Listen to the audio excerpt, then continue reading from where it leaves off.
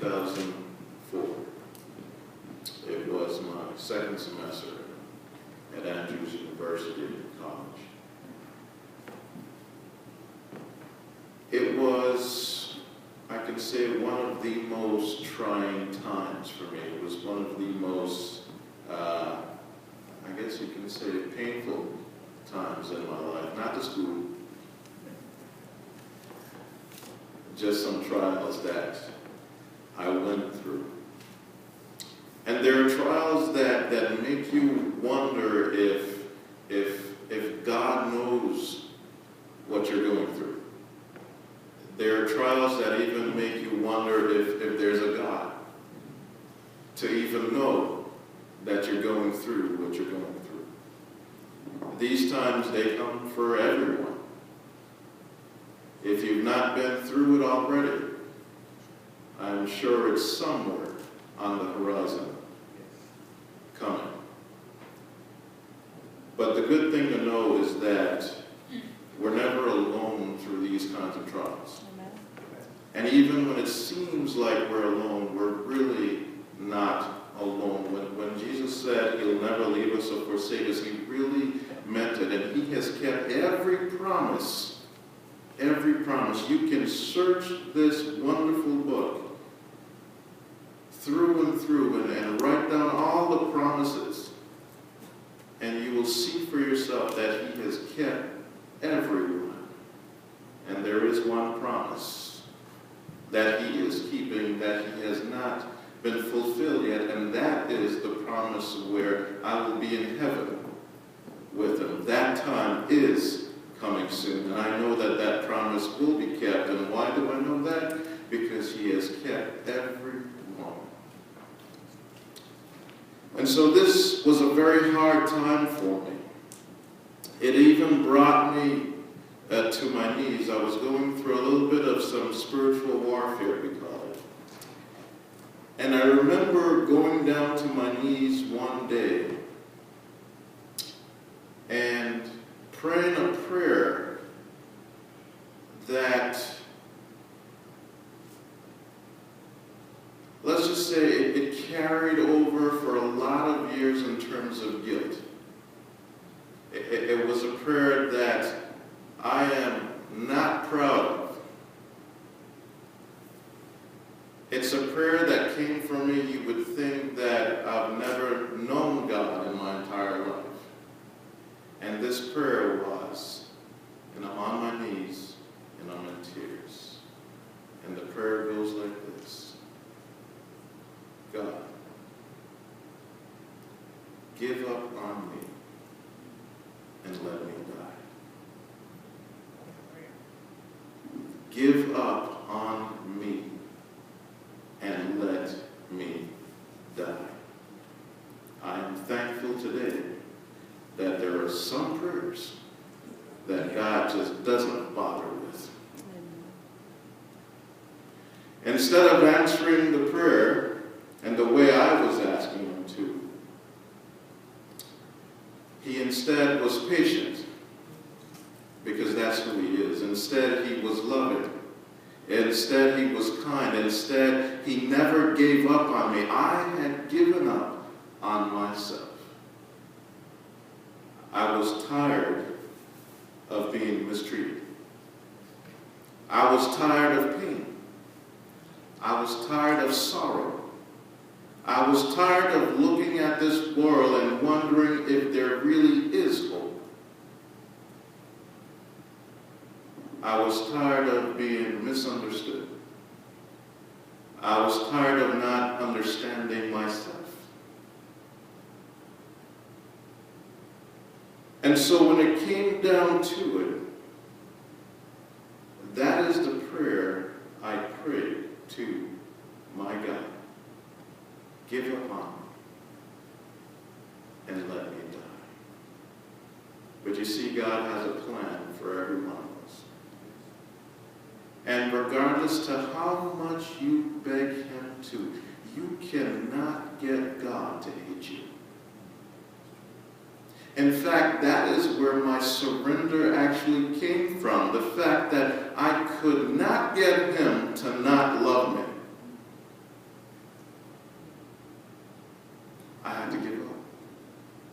like, Lord, no matter what I do, no matter what I try, no matter what excuse I keep, I cannot get you to hate me.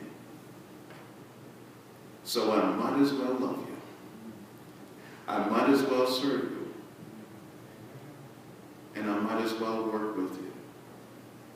And so sometimes when you're in situations like that, you wonder, does God really understand? And then we go back to Jesus and we look at Jesus' life and we think, well, here is the Son of God, but he has to have some kind of power that will be able to help him to get through pain. There has to be something that numbs the pain for him. We know he's been through some rough time. We know he's had some friends that gave up on him. We know he had some friends that have betrayed him. We know he's had some leaders that were supposed to be examples, and they weren't examples. They were hypocrites. In fact, they wanted to take his life.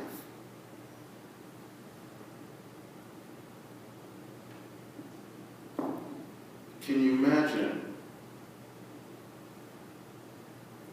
your very own sons and daughters despising you, rejecting you, stepping all over you? Their one mission in their life is to see you crucified.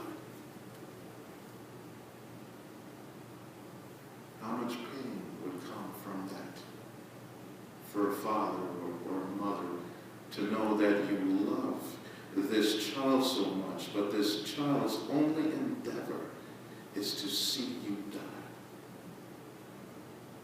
It's excruciating pain. I can only imagine, since I don't have sons or daughters.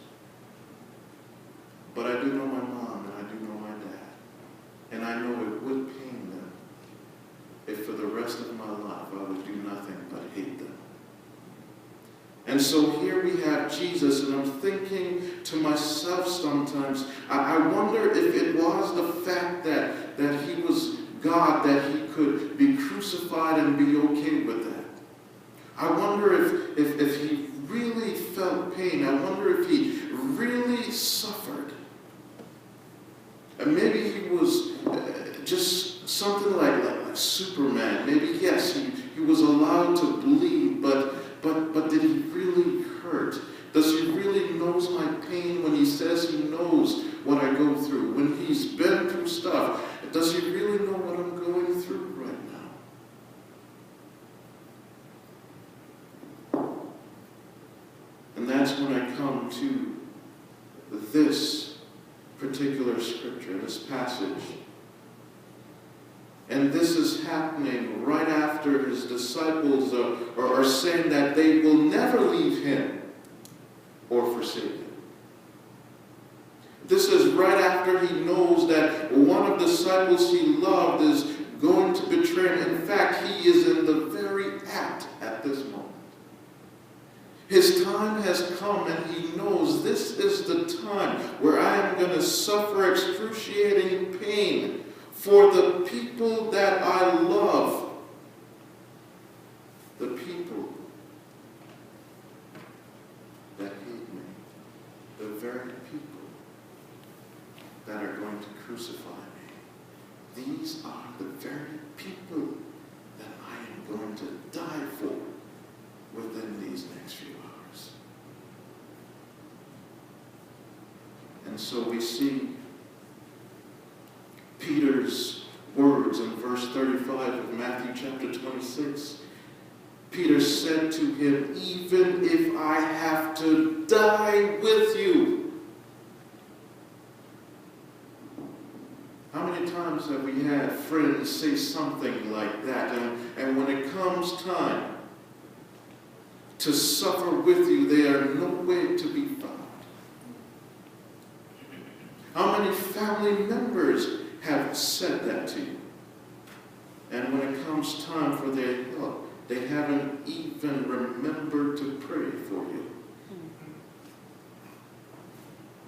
How many people in your suffering you've said, "Pray for me, I'm going through some stuff," and they forget about you in that very second? And so here Peter is saying, I will die with you. I will not deny you. And so said all the disciples. And we know the story of Peter. Peter did not die with Jesus. Peter denied Jesus. Not even just one time.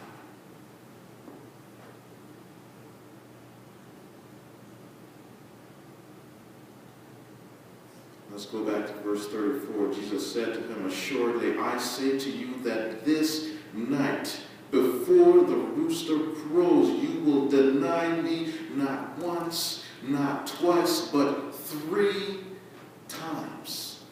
The first time might have been a mistake. Oh, I denied my Lord. This is a mistake. But he had a second chance. And what did he do? Denied him again. And at this time, you might think that he might have remembered the stories about Jesus, what he's been through with Jesus, all the healings, all the miracles, the time he's walked with him.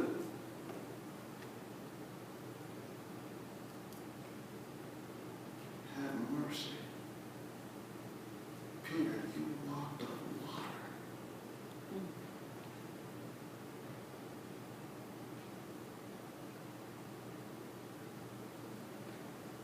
But no, even the 3rd time, he denied him. And maybe we might not have the same exact story, but I know that we have stories where we have felt forsaken, where we have been forsaken, when we have come through excruciating pain and it seems like no one understands.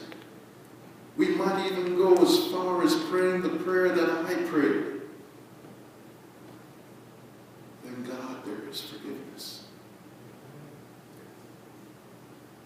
Thank God that when we're asking him to give up on us and let us die, that he decides not to even listen, but continues to love, continues to give mercy, continues to give grace.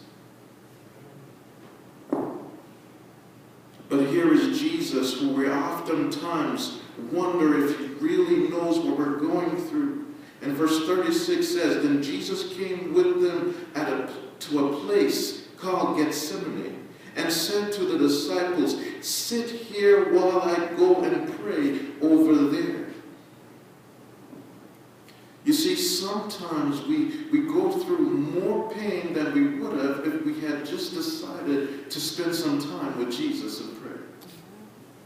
What better person to go to than Jesus, who has been through the most excruciating pain? And I'm not talking about the torture. I'm not talking about the nails in his hands and the nails in his feet. I'm not talking about the suffering on the cross, because that is not the only suffering he went through. That's physical. But there is more than that. What about the emotional pain? What about the mental pain?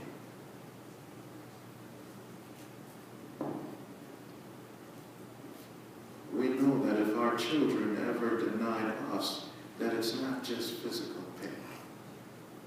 We know that if our children ever hung us on a cross, it's not just physical pain.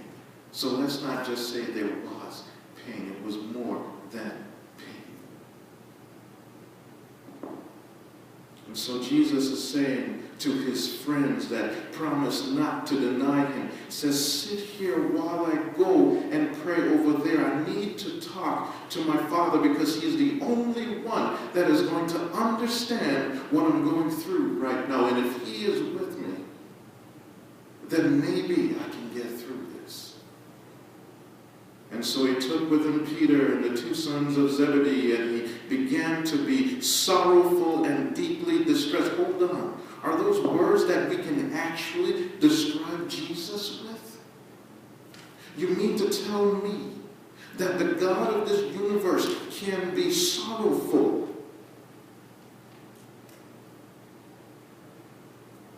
Wait, I'm a human being. I get sorrowful. I don't think the God of this universe can be sorrowful. It's hard to comprehend that he can even have feelings. Can he not deny himself pain?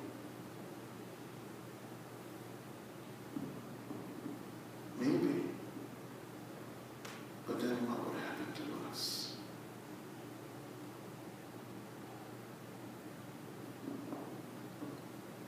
And so he began, verse 37, to be sorrowful and deeply distressed, not just distressed, to the core. He was deeply distressed. And then he said to them, and get these words, my soul is exceedingly sorrowful. This is not just any kind of pain. To his soul.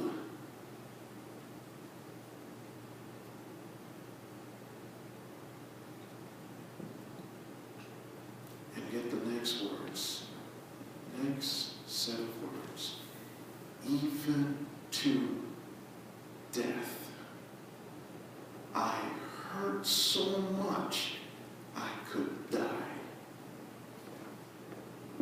This is not something you just shake off. This is not something you just tell someone, just walk it off. No, he is hurting to the point of death, so much that he could probably die right there. And so he's telling his friends this, and imagine telling your best friends, imagine telling your brothers and sisters in the church, I'm hurting so bad, I could probably die right now. Verse 38, he says, and then he said to them, my soul is exceedingly sorrowful, even to death. Stay here and watch with me. Stay here and pray with me. Just watch me. Just keep my company. I'm going through a lot right now. I need some friends. I need some brothers and sisters to just hold me up right now. I need your company. It is really bad for me right now. And so he went a little further and he fell on his face. Not on his knees, his face. I don't know if you've ever been in such pain, whether it's emotional, whether it's mental, whether it's physical, and you just have to be on your face. Which brings me to a story. I have one less organ. I'm not talking about the instrument. I had a surgery and I had to take my bladder out. The abdominal one. Yeah, there's a story about that too. I thought it was acid indigestion. Just really bad. And I'm in this pain, and this is on a Sabbath morning. And I'm traveling all the way from Bolingbrook to Hinsdale to pick Tiffany up so we can go to church.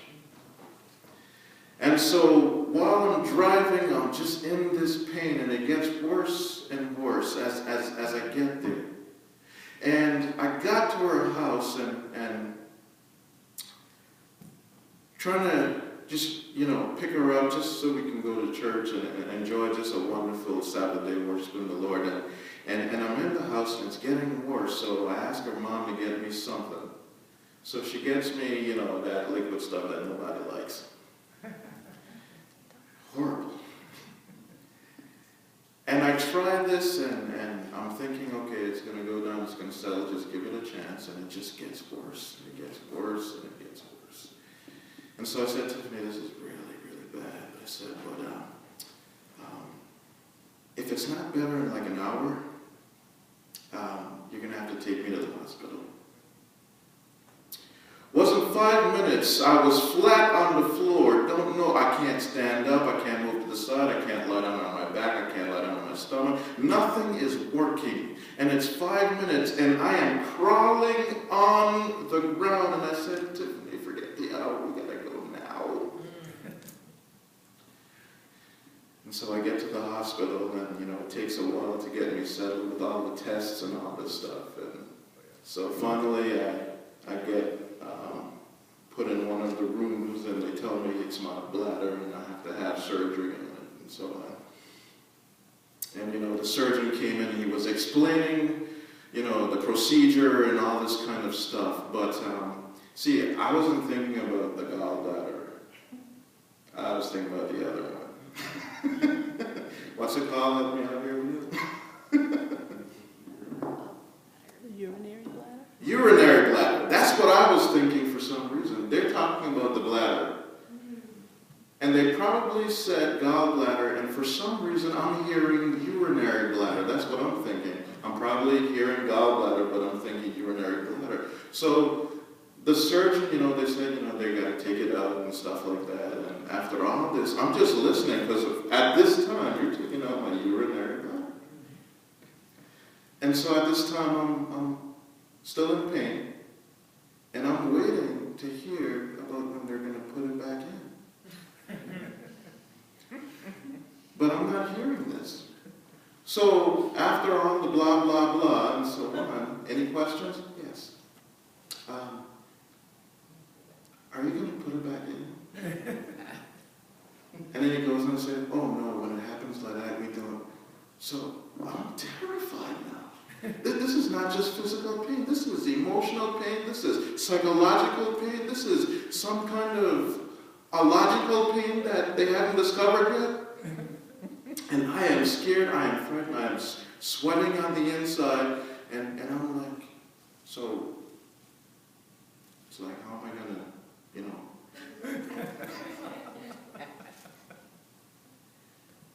kind of need that to function in a certain way. So I think I asked him if I'm going to have to wear like a bag or something like, So everybody started laughing. The surgeon said, gallbladder, not urinary bladder. So that pain went away when I heard that. It's like, okay, yes, you can live without the gallbladder. It's fine. It's not your urinary bladder, so there won't be any other kinds of complications. I was like, thank you, Jesus.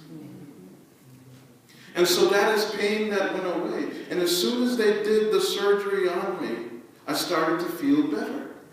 Until the point where I can stand up here today without any pain. But here is Jesus in this garden, and there is no surgeon coming to him.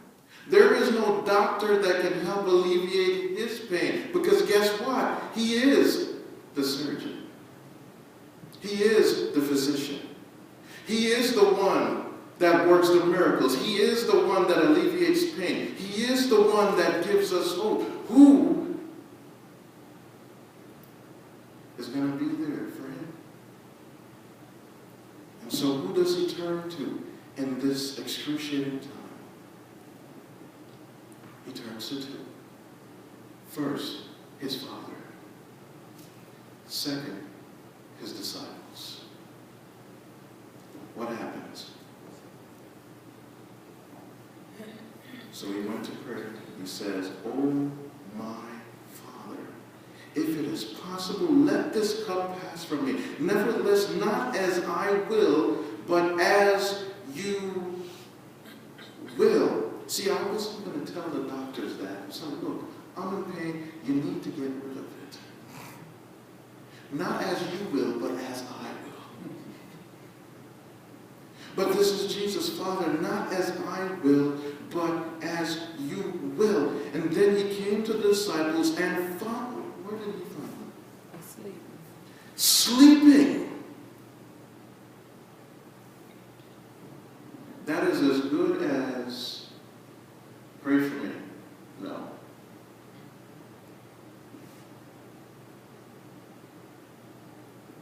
this is the most troubling time for Jesus and his brothers, his sisters, his disciples, his children, basically.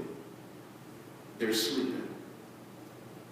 They can't hold up. They have no strength in them to help the Lord. He is on his own. And so he says, what? Could you not watch with me 1 hour? Watch and pray, lest you enter into temptation. The spirit indeed is willing, but the flesh is weak. Yes, we are weak.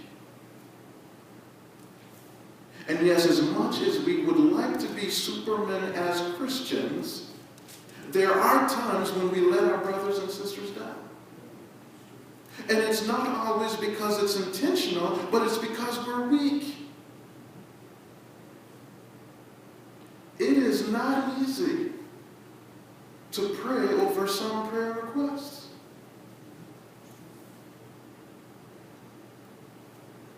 Because in our minds, we have to deal with what we're going through.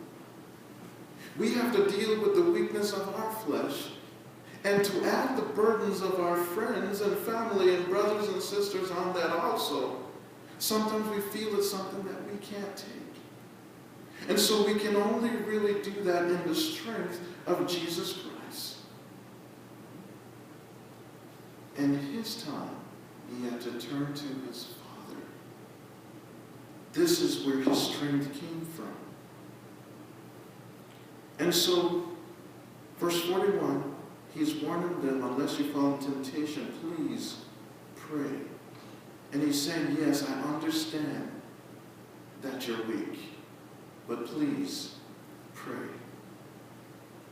Again, a second time. Do you know that sometimes we don't realize? We think that it's one time that he went on his knees. We think it's one time he woke his disciples up, can you please pray? And so we really see kind of the humanity in Jesus right here. And sometimes we're asking him, do you really know what I'm going through? I am praying over and over and over again. This is the second time I'm on my knees. This is the third time I'm on my knees. I'm talking to you, Jesus. Are you hearing me? Do you understand what I'm going through? Well, Jesus is on his knees a second time. And he went away and he prayed, saying, oh, my Father, and he's asking this again, if this cup cannot pass away from me unless I drink it, your will be done. Jesus does not want to go through with this. It is painful. It is excruciating. He's alone. He also knows that this is going to be the first time in his life that he is going to be separated from his Father. Do you know what it is to leave someone you have been with all your life? Especially if you have had a great relationship. And so this is what Jesus is going through right now. He's thinking of the pain, all the sins that he will bear that is not his. And so this is a voluntary thing. At this moment, he had the choice of whether to go through with it or not. He could have died right here. But knowing Jesus, he is going to go through the utmost to show us that he knows what we're going through. Whether it's physical pain, emotional pain, mental pain, whatever kind of pain you have, he knows what you're going through. He knows what it is to struggle. He knows what it is to suffer. And though he did not sin, it was because he confided in his Father. He could have decided there, I am done with this. I'm going home to my throne. I'm going home to the streets of gold. I'm going home where the angels adore me and love me and kiss me instead of spitting on me and stepping on me and hating me.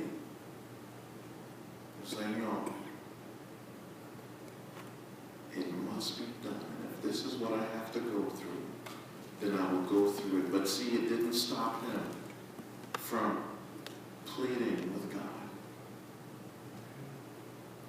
Is there another way? No. Then this is what I will do. And so he came again, and he found them asleep again, for their eyes were heavy. So this time, he just left them. He went away again, and he prayed the third time. Not once, not twice, but a third time. And you know, at this moment, and I'm just going to talk like a human being. At this moment, when you're going through that, one of two things happen. Either you get so discouraged about your friends who are not praying for you at this time of your utmost need, or what I probably would have done in my sinful nature is probably kick them while they're sleeping. It's like, didn't I tell you to stay up? I'd probably be angry. But look at Jesus. He's just the size. The poor things. Yes, they think they're going through stuff right now. But they can sleep through it. Let them sleep. I'll be patient. I understand. I understand. And see, even in his own crisis, you can say, he's still thinking about other people. And see, that's the difference between Jesus and me. I don't know if I could have done that. I probably really would have been angry. But Jesus is patient. He is kind. He is loving. And he understands. And he's saying, yes, I am going to go through something that you don't realize right now. And this is going to be the most pain anybody has ever had to bear in this entire world's history and in the future. But I'll forget about me for a moment. And I will minister to your needs. I will let you sleep. You poor things. Yes, I'm going to die on the cross right now. For you. Yes, you're going to deny me very soon. But have your sleep. Because I'll be praying for me. And I'll be praying for you. And so, he left them, he went away, he prayed a third time. And then he came to his disciples and said to them again, are you still sleeping and resting? Behold, the hour is at hand, and the Son of Man is being betrayed into the hands of sinners. Rise, let us be going. See, my betrayer is at hand. See, whenever I want to complain about Jesus not understanding possibly what I'm going through because he is God, I come to this and realize that he is no different than me at this particular time. He is suffering. He is sorrowful, even to the point of death. He knows that he is going to die, an innocent death. And he pleaded with God not once, not twice, but 3 times. But in each time he realizes, this is what I must go through for the sake of mankind. So let it be. But you are my God. And I am in need right now. And so I will talk with you. It is not easy to be Christian. It is not easy to follow Christ. I'm sorry, if somebody told you that everything will be all right as soon as you decide to get baptized, we're going to have to talk to that preacher, because it is not a bed of roses. We have an enemy that is seeking to devour us minute by minute, day by day, week by week, year by year. And Jesus is showing us in this garden that it is okay to cry. It is okay to get down on your knees and ask God why. have to go through this? Do I have to be patient? Do I have to be kind? Is this the only way?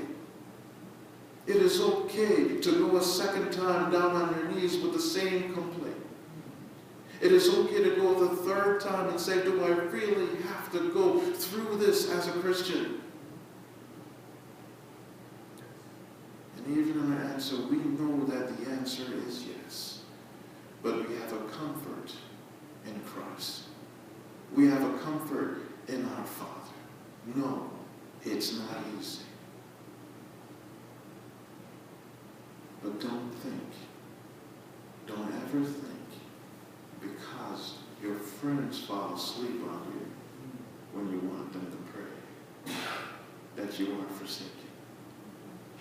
Don't ever think that because the problem is so huge, because the suffering is so great, that Jesus just doesn't understand. Oh, he understands. His blood was real.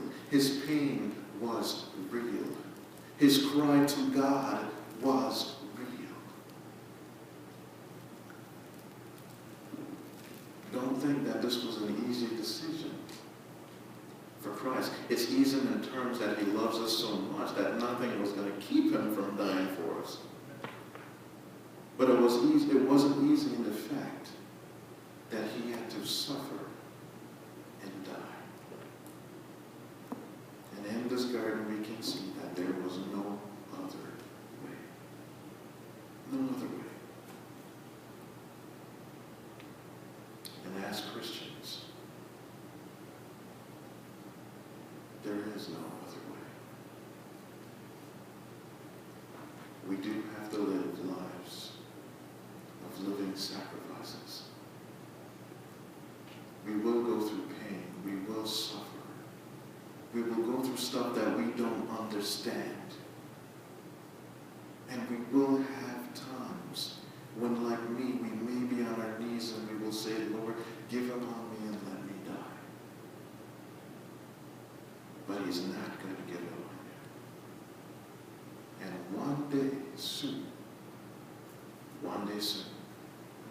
suffering, pain, trials, tribulation, hurts, one day it will all be gone. It will all be done.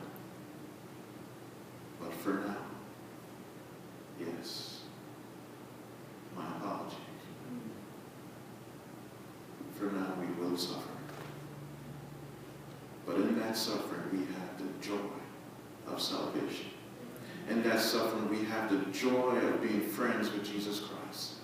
In that suffering we have the joy to know that he will never leave us or forsake us. In that we have the joy to know that our joy is everlasting.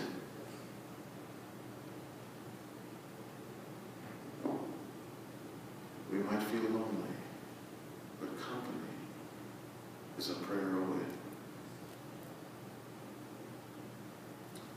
Let's be kind to our friends that forget to pray. We sometimes forget to pray. And let us always encourage everyone, the whole world, to know that yes, deciding to be a Christian, it's not an easy thing. There is going to be suffering, there is going to be pain. But there is peace like none other. And we have a hope that one day when all is said and done, we have a home in heaven. We have everlasting joy, everlasting peace. And that time is coming soon.